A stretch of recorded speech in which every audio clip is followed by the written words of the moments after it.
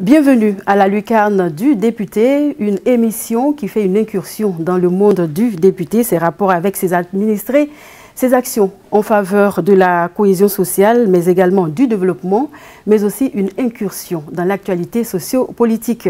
Pour ce numéro, nous sommes avec le député Sangaré Yacouba. Il va se présenter tout à l'heure à vous, chers téléspectateurs.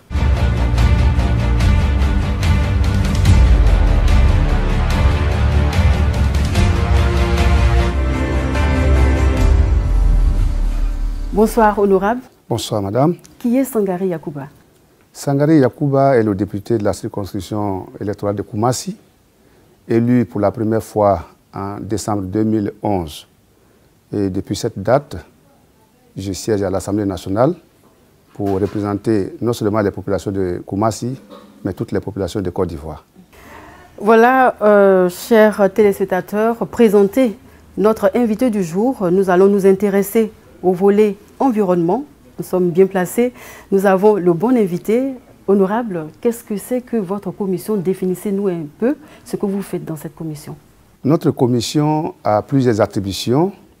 Comme son nom l'indique, notre commission s'occupe des questions de recherche et scientifiques, donc questions de recherche, de sciences, des questions technologiques qui englobent aussi les questions d'audiovisuel, les questions de communication, les questions de tout ordre qui touche en tout cas à la communication audiovisuelle.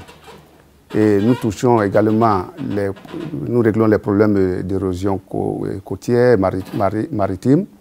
Nous gérons également les problèmes de feux de brousse, les problèmes de monuments historiques, les sites touristiques. Et nous gérons les questions de forêt, les questions d'environnement, les questions de salubrité. Et vous voyez, c'est une commission en tout cas qui gère beaucoup de choses, et surtout le développement durable.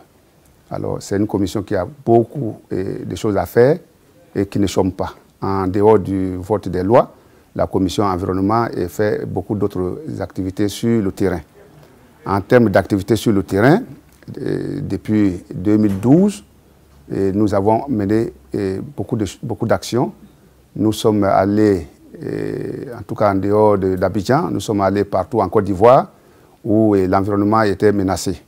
Nous avons fait le tour, en tout cas des grandes structures minières de la Côte d'Ivoire, des exploitations minières, pour nous enquérir d'abord des conditions d'exploitation de ces mines-là, leur impact sur l'environnement, mais aussi le fléau qui constitue l'orpaillage clandestin. Nous avons aussi mené une incursion dans ces mondes-là, que ce soit au centre du pays, que ce soit au nord du pays, que ce soit même à l'ouest. Et la commission environnement est allée un peu partout. En tout cas, ça c'est au niveau de la Côte d'Ivoire. Et à Abidjan également, nous avons fait des actions. Alors, comment se porte l'environnement en général en Côte d'Ivoire? L'environnement en général en Côte d'Ivoire ne se porte pas bien, hélas. Malheureusement. Malheureusement, l'environnement se porte très mal en Côte d'Ivoire. Je dirais même que nous sommes en péril en termes d'environnement, en termes de protection d'environnement. Certes, les efforts sont faits, mais ils sont insuffisants. Vu en tout cas le péril qui nous menace, il serait mieux de doubler ou tripler les efforts qui sont faits actuellement. Au lendemain des indépendances, on avait 16 millions d'hectares. C'est ce qui est écrit partout. Aujourd'hui, les estimations sont autour de 2 millions d'hectares. Donc, de 16 millions d'hectares, nous sommes à 2 millions d'hectares aujourd'hui. Ça veut dire qu'il y a une grande différence. Mais ces 2 milliards d'hectares aussi, ces 2 millions d'hectares, cela s'est dit depuis plus d'une dizaine d'années. Moi, je me pose la question. Depuis 10 ans, on dit nous tournons autour de 2 millions d'hectares. Le chiffre ne varie pas. Ça veut dire que ces chiffres-là aussi est à regarder, à revoir. Alors, je me dis, il ne faut pas considérer la forêt comme une chose naturelle qui est là pour nous et qu'on peut faire tout ce qu'on veut. La forêt peut disparaître. Au sens vrai du terme, la forêt peut disparaître. Et si la forêt disparaît, c'est tout l'écosystème de la Côte d'Ivoire qui sera bouleversé. Alors, la biodiversité sera entamée dangereusement. Donc, il faut tout faire pour protéger la forêt. Mais qu'est-ce qu'il faut faire, voilà, justement, qu'est-ce qu'il faut faire concrètement pour protéger cette forêt? Parce qu'il y a longtemps que des mesures sont prises par le gouvernement, par l'État ivoirien, mais apparemment rien n'avance et bien au contraire, les choses deviennent pires. Oui, les choses deviennent pires parce qu'il faut d'abord que l'Ivoirien même soit civique. Parce que l'État n'est pas le seul gardien de notre patrimoine environnemental. Est-ce parce que le message ne passe pas? Le message ne passe pas. Peut-être que c'est les vecteurs de communication qui ne sont pas adaptés. Aujourd'hui, en Côte d'Ivoire, vous avez une population diversifiée, variée, venant de tous les horizons.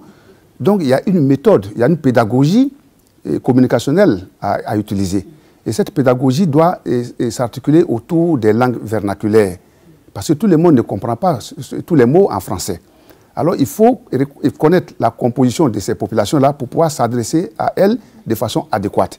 Donc, la protection de l'environnement d'une manière générale, la protection des forêts, la forêt fait partie de l'environnement, la protection de l'environnement d'une manière générale est l'affaire de tous.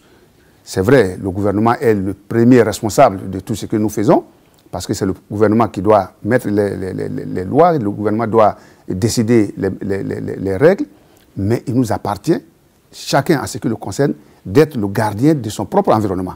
Parce que la preuve, quand vous vous réveillez le matin, votre premier réflexe, c'est de balayer votre cour. Et quand on finit de balayer la cour, on va balayer devant la cour. Si chacun fait ces gestes-là, vous allez rentrer dans n'importe quel quartier, vous allez trouver le quartier propre. Donc, au-delà donc des cours, nos bureaux, notre environnement de travail, si chacun prend soin de son environnement immédiat, ces soins-là mis bout à bout, vous allez voir que nous allons avoir un environnement sain. Mais malheureusement, tel n'est pas le cas. Je prends le cas d'Abidjan et l'exemple sur la ville d'Abidjan. Vous regardez sur le boulevard Giscard d'Estaing les véhicules qui passent, vous allez voir des cadres qui baissent leur vitre pour jeter un morceau de Kleenex sur le goudron. Et même des sachets de nourriture. Des sachets d'eau qu'on a bu, on jette sur le goudron. En plein boulevard Giscard d'Estaing, les coques d'arachide sont jetées. Ça, c'est des comportements. Peut-être ceux qui le font ne savent pas que ce n'est pas bien. Donc, il faut les sensibiliser. En ce moment-là, c'est le gouvernement qui doit prendre le lead de la sensibilisation. Matraquer de façon médiatique les populations dans toutes les langues de Côte d'Ivoire, avec exemple à l'appui. Et la télévision est un vecteur, c'est le vecteur le plus puissant en matière de sensibilisation. Quand on fait ces gestes-là, ce n'est pas bien, voici les conséquences. Parce qu'on n'est pas au même niveau d'éducation. Alors, donc, j'ai dit, le gouvernement est le premier responsable, le gouvernement doit prendre le lead, mais chaque citoyen doit être discipliné, doit être, en tout cas, doit avoir le réflexe de la propriété. Alors, donc, mais d'une manière générale, l'environnement est mal géré en Côte d'Ivoire, en ville comme en campagne. Mais aujourd'hui, nos villages se portent mieux en matière d'environnement que nos villes. Et qu'est-ce qui explique cela? Cela explique qu'au village, on se connaît, la population est plus homogène qu'en ville. En ville, on vient de toutes parts, on n'a pas le même niveau d'éducation. Et ce que vous considérez comme sale n'est pas considéré par X comme sale, de telle sorte que quand vous lui dites que tel comportement peut nuire à son environnement, lui, il ne voit pas le bien fondé. Donc, il faut des spécialistes pour la sensibilisation pour que le message passe. Et j'ai dit, la langue dans laquelle le message aussi est véhiculé, c'est important. Alors qu'au village, généralement, on parle la même langue, on la maîtrise parfaitement. Donc, c'est plus facile de sensibiliser les gens. Certaines personnes disent que ce n'est pas de leur faute. C'est l'environnement qui est pollué de plus en plus de jour en jour. Et c'est parce qu'il n'y a pas d'infrastructures sur le terrain. Je m'explique. Par exemple, il n'y a pas de poubelles, il n'y a pas assez de poubelles, il n'y a pas assez de latrines publiques. Et donc, ils sont obligés de faire avec les moyens de bord, entre guillemets. C'est ce qui se raconte. Quel est votre avis? Moi, mon avis est vraiment opposé à cet avis-là, parce qu'on ne peut pas mettre en tout cas une poubelle devant toutes les maisons dans la ville. Mais si chacun fait l'effort, moi, par exemple, quand je suis dans ma voiture, il peut m'arriver de manger des arachides. Mais je garde les coques dans un sachet. Il peut m'arriver de boire de l'eau en sachet. Je garde le sachet. Quand je sors, je vais mettre dans une poubelle. Donc ça, c'est une fuite en avant que de dire qu'il n'y a pas assez d'infrastructures. Non. Mais quand vous êtes dans votre maison, vous avez un comportement. Si ce comportement est vraiment écologique, mais quand vous allez sortir, vous allez adopter le même comportement. C'est une question de réflexe. Parce que ceux qui le font ne pensent pas que ça dégrade l'environnement. Moi, j'ai eu à interpeller un chauffeur de Baka au grand carrefour de Marcory, mais quelqu'un de bien élevé. Quand il a jeté le sachet d'eau et que je lui ai fait signe que ce n'était pas bien, il est sorti de son véhicule, il a ramassé le sachet d'eau, il est rentré avec ça dans sa voiture. Voilà quelqu'un qui est bien élevé. Alors si, c'est rare, malheureusement. Si cet exemple avait été filmé et passé à la télévision, beaucoup allaient s'inspirer de cela. Donc c'est une question d'éducation. Nous avons la responsabilité collective d'éduquer nos populations et à la protection de l'environnement. C'est important pour nous tous. Ok, merci honorable. Nous allons aborder un autre point de notre entretien du jour, c'est la cohésion sociale telle que prônée par le président de l'Assemblée nationale, son Excellence M. Guillaume Kibafori Soro. Alors, en tant qu'élu du peuple, vous allez vers les différentes populations. Quelles sont les actions que vous menez sur le terrain en faveur de la cohésion sociale? Merci pour cette question. La cohésion sociale est une préoccupation majeure parce qu'en tant que député, nous avons été instruits par notre président, le président de l'Assemblée nationale, son Excellence Guillaume Soro, de partir partout, dans toute la Côte d'Ivoire, qu'on ne sorte pas un seul mot sans parler de cohésion sociale. Celui qui donne ces messages-là, c'est pourquoi il est bien placé pour comprendre l'importance de la cohésion sociale. Donc moi, en tant que député, je me considère en mission pour pouvoir faire la promotion de la cohésion sociale. Parce que imaginez une Côte d'Ivoire divisée, ce qui est arrivé par le passé. Nous avons vu ce que ça nous a coûté. Est-ce qu'un Ivoirien souhaiterait encore revivre le passé? Je pense que non. Nous sommes dans une dynamique de développement. Pour garantir ce développement, nous avons besoin de cohésion sociale.